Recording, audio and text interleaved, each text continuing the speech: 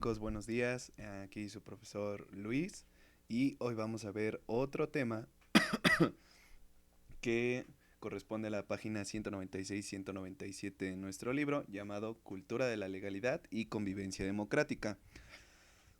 En temas anteriores nosotros habíamos analizado el apartado político específicamente cuando hablábamos acerca de la transición democrática de nuestro país, qué fue lo que nos obligó como población a determinar la institucionalización, pues obviamente del Instituto Federal Electoral, ahora Instituto Nacional Electoral. Ahora, todas estas circunstancias nos llevan a un mismo problema, a una misma situación que se vive en México, y es qué es la cultura de la legalidad y la convivencia democrática y qué tanto la pone en práctica la población de nuestro país. Este va a ser un tema muy polémico, mis niños, y espero que en su momento hagamos un breve debate, ya sea en Discord o en los comentarios hablando acerca de este tema. Así que empecemos. ¿Qué es la cultura de la legalidad? Es el conjunto de creencias y normas poblacionales para hacer respetar las leyes de una nación. Es decir, es todo lo que nosotros hacemos y dejamos de hacer con respecto a las leyes y el cumplimiento que debemos de hacer. Aquí creo que ya estamos básicamente anticipando de qué viene el tema. Para que este conjunto de creencias y normas sea válido, hay tres aspectos fundamentales que juegan a favor o en contra de la cultura de la legalidad. El más importante es la situación económica. El segundo de ellos es el nivel de corrupción y el tercero son los índices de impunidad en una nación. Ahora, vamos a comenzar con la economía. Las condiciones socioeconómicas son determinantes en el bienestar de la población, es decir, si el bienestar, la calidad de vida es buena en una población, el cumplimiento de las leyes obviamente va a ser mayor. Si el bienestar de la población es menor, pues obviamente ese cumplimiento de las leyes es mucho menor. En español muy básico y sencillo, mientras mejor esté la economía de un país, menos problemas sociales se desatan, es decir, menos delincuencia, menos corrupción, menos crimen organizado. Pero aquí vamos con cifras. Recuerden que en nuestro país hay 74.6 millones de pobres. Eso quiere decir que nuestra cultura de la legalidad, determinada por la situación socioeconómica, está muy lejos de poderse cumplir. Eso no quiere decir que los mexicanos no sepamos participar de forma democrática. Lo hacemos y lo hacemos muy bien.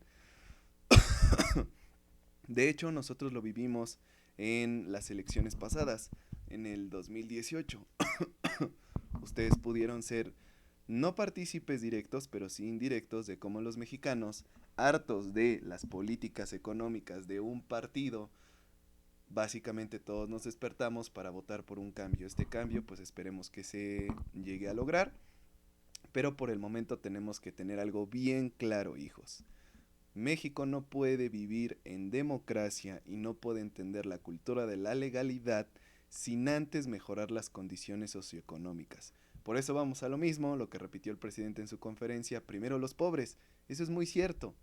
Si la pobreza en México va disminuyendo, las situaciones sociales, económicas, culturales van a mejorar. Es una ecuación perfecta, pero desafortunadamente la concepción neoliberal de la economía no nos permite visualizar eso. ¿Por qué? Porque esa concepción capitalista nos dice que primero debemos ser los que actuamos más en la economía, por ejemplo, los que aportamos más en impuestos, lo que aportamos más en niveles de desarrollo económico, si lo viéramos desde la perspectiva neoliberal, pero no estamos ya en una perspectiva neoliberal, estamos en una nueva transición económica, en donde por fin, después de mucho tiempo, hay un gobierno que se preocupa por los que menos han tenido. La ecuación es sencilla, hijos. Menos pobreza, menos delincuencia. Y hay que tener claro que México está entre los países con mayor índice de delincuencia. Ahora, menos pobreza, menos corrupción. Es decir, si nosotros atacamos la pobreza, acabamos con la corrupción. Al acabar con la corrupción, las instituciones van a ser y funcionar de forma más sana.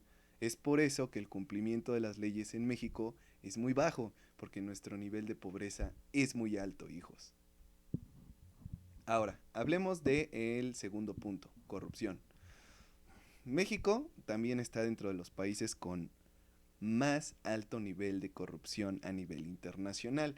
Y esto no es algo de este gobierno, del anterior o del anterior o del anterior. Nosotros ya lo analizamos en clase. Esto es ya una construcción histórica desde que estaba la etapa virreinal, cuando se vendían los cargos públicos o se subastaban el cobro de impuestos, pues obviamente ahí inicia un proceso, pues obviamente, de corrupción. Podríamos decirlo algo así, la corrupción es histórica en nuestro país.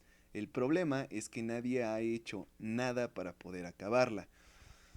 Hubo dos presidentes del siglo XX que intentaron básicamente atacar la corrupción. Por una parte tenemos a Lázaro Cárdenas del Río en su momento y por otra parte, sí lo sé, por muy extraño que les parezca, de verdad, José López Portillo trató de hacerlo. ¿Sí? Cuando él se da cuenta de que la situación económica del país está completamente mal, inicia su famoso programa de austeridad, que nosotros ya lo vimos en clase y que sabemos que no resultó de forma eficaz para nuestro país. Pero, vamos con esto, evidencia de ello es el mal funcionamiento del sistema judicial, penal y de gobierno. Al haber muchísima corrupción, hijos, los sistemas que se encargan de hacer acatar las leyes están funcionando mal. Es decir, si los personajes encargados de hacer cumplir las leyes no tienen esta conciencia social, este sistema de honestidad y sinceridad, muy difícilmente va a haber un cumplimiento de las mismas. Mordidas, a lo que voy. Mientras los policías estén ganando lo que están ganando en la actualidad y mientras a los policías no se les obligue a tener un mejor sistema educativo, a mejores valores, mejores sistemas axiológicos, esto va a seguir igual. Es decir, la corrupción también tiene este síntoma educativo, ¿no? Dentro de los sistemas educativos también existe y siempre ha existido. Desafortunadamente, vuelvo a repetirlo, no aparecen las personas correctas para acabar con ello. Y es momento de que hablemos de nuestro gobierno actual. El gobierno actual tiene una bandera fundamental que es el sistema anticorrupción. Y funciona más o menos de la manera más simple. Empieza desde arriba y va bajando poco a poco. Eso es bueno, porque si los altos funcionarios empiezan a alejarse de la corrupción, los funcionarios medios y los funcionarios bajos ya no van a tener otra posibilidad para hacerlo.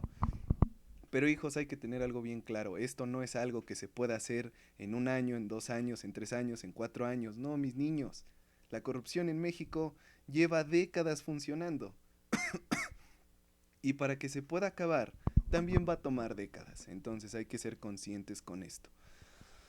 Ahora, vivir en democracia y vivir en la legalidad tendría por conclusión propia que la corrupción fuera muy baja o no existiera. Es decir, en México la cultura de la legalidad y la convivencia democrática se ven afectadas por este sistema de corrupción. Ahora, vamos con el tercer punto. La impunidad. Esto es súper importante, chicos, porque en el 2016 México salió primer lugar en impunidad en toda América Latina. Es decir, somos el país en donde menos se castiga la corrupción, los delitos mayores y menores dentro de nuestro sistema judicial. Esto es completamente increíble. Ahora, vamos con cifras muy básicas, muy básicas. Del 100% de los crímenes o delitos que se dan en el sistema judicial, menos del 10% llegan a un juicio. De ese 10%, menos del 8% llegan a tener una condena. Es decir, cometer un delito en México, si tienes el dinero y tienes las conexiones políticas pertinentes, es básicamente no haber hecho nada. Ese es un gran problema porque no estamos construyendo la cultura de la legalidad como deberíamos. Y sí, es una crítica muy fuerte a lo que es México en la actualidad. Pero si nosotros, como maestros, y ustedes, como estudiantes, no somos críticos y reflexivos con nuestra realidad, no la vamos a cambiar. Ahora, ¿qué tendríamos que hacer entonces para que ese conjunto de creencias y normas hicieran respetar la ley, muy sencillo, hijos, se empieza con nosotros mismos. Así de fácil, así de sencillo.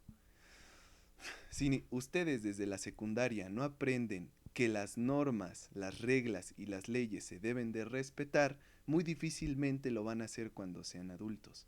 Es por eso que, si ustedes se han dado cuenta, soy muy incisivo en que sean honestos, en que sean sinceros, en que sean cumplidos. ¿Por qué? Porque es la mejor manera en que podemos hacer cambiar a nuestro país. Y va a sonar spot político, pero es que ustedes son el futuro de México. Y si ustedes no llevan esa preparación humanista, ese sentido de humanidad, de honestidad, de sinceridad, pues obviamente no vamos a llegar a ninguna parte. Por eso es que para que nosotros podamos cambiar a nuestro país, tenemos que empezar por nosotros mismos. Y tenemos que ser ejemplo de ello. Ejemplo en todo momento. En estos momentos de contingencia, nosotros como maestros tenemos que ser el ejemplo de ustedes. De que, a pesar de todas las circunstancias negativas que pudieran existir, estamos trabajando para que ustedes sigan estudiando. Porque México es eso, México son valores, México es persistencia, México es fuerza. Pero esa fuerza, si no la encaminamos a la cultura de la legalidad y a la democratización de nuestro país, no nos va a llevar a ninguna parte. Nos quejamos del crimen organizado, y muchísimo. Nos quejamos de que ya no podemos salir como salíamos hace 15 o 20 años, es muy cierto, pero también nosotros tuvimos la culpa de ello. Tuvimos la culpa como padres de familia al no ponerles restricciones y límites a nuestros hijos.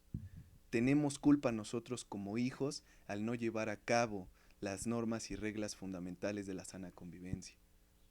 Tenemos que cambiar, y yo sé que ustedes lo van a poder hacer, siempre y cuando tengan esa capacidad de entender que México necesita cambiar. Pero no vamos a cambiar, no vamos a esperar a que el gobierno haga algo por nosotros. Tenemos que hacerlo nosotros. Tenemos que hacerlo evidente en todo momento. Se los vengo diciendo básicamente desde que iniciamos el curso. El cambio es para nosotros y por nosotros. Y tenemos que seguir así. Como decía John F. Kennedy, como lo dijo en algún momento Ashley en la clase. De hecho, lo recordamos muy bien, Ashley, ¿no? No te preguntes qué va a hacer tu gobierno por ti. Mejor pregúntate qué puedes hacer tú por tu gobierno, por tu país. Muy bien, mis niños, espero que les haya gustado la clase del día de hoy. Fue muy crítica, muy reflexiva, como casi siempre lo es. Pero, pues, un consejo, quédense en casa, hagan sus comentarios y más adelante vamos a tener una nueva dinámica. Ahora, la dinámica es muy sencilla, hijos. Quiero que ustedes me interpreten y me describan cómo estos 3 puntos no juegan a favor de la cultura de la legalidad y la democratización del país. Y un último punto fundamental, este sí quiero que sean muy descriptivos, muy precisos. ¿Qué podemos hacer para que esto cambie? Chicos, nos vemos, que les vaya muy bien.